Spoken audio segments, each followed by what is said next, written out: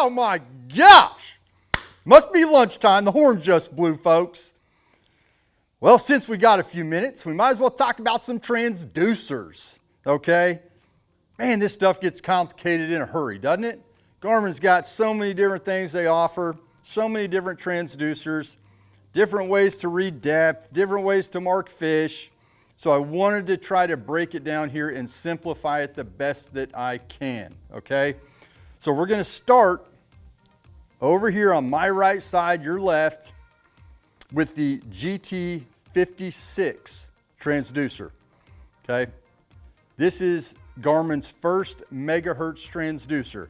Phenomenal down and side imaging and 2D sonar with this deucer. Big step up from the GT54 and obviously the GT52, which is now 3 generations old.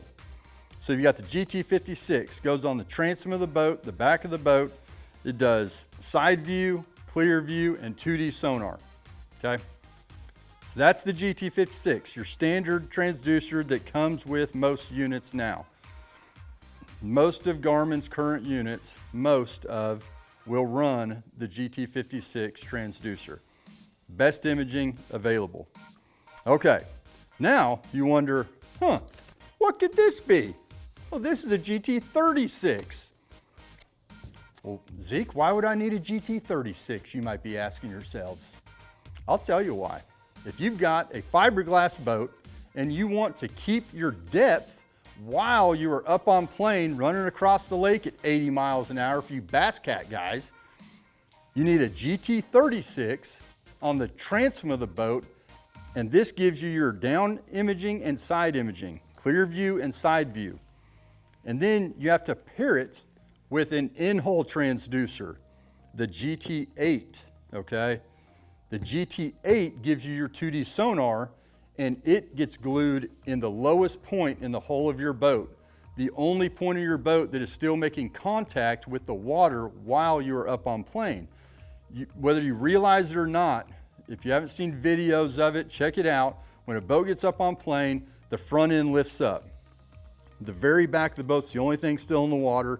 There's a ton of turbulence back here from the prop. Therefore, if you just have a 56 on the back of the boat and no other transducer, all that prop wash and your boat lifting up, it's gonna lose bottom contact as soon as you pop up on plane. So you've got to get a GT36, a GT8 in-hole glue in, and a Y cable so they will both plug in to a single unit. And then you'll have your clear view, side view, and 2D sonar. The only exception to this where you don't need a Y cable is if you're running an 8600 series unit. They have two transducer ports on them, one blue for your in-hole transducer and one orange for your GT36 transducer, your transom mount transducer. Okay, so I hope that clears some things up. And I don't want to forget about guys like myself that run aluminum boats, tin rigs as I like to call them. A glue-in in-hole transducer like the GT8 will not shoot through aluminum. It won't shoot through metal. So there is a GT8 skimmer transducer that will allow you to pair with the GT36 that will allow you aluminum boat guys to keep your depth while you're on plane. Again, you'll need this Y cable unless you're running an 8600 series unit. That's Garmin's highest end stuff. I run the EcoMap 126s, so I have a Y cable. I've got an aluminum boat, got a GT8 skimmer, and a GT36 transom mounted. Okay, so I hope that clears it up. Now, we've got the GT54.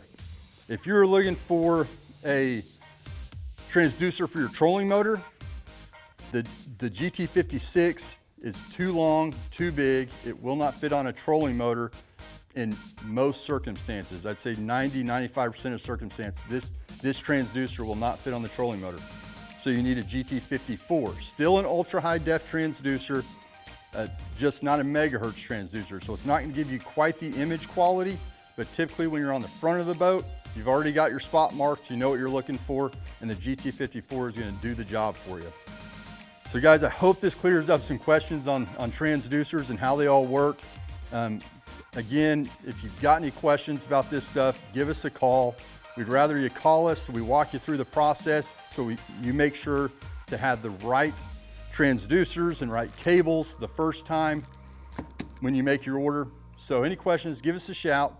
Check us out, thebasstank.com. We've got all this stuff in stock ready to go. Hit us up.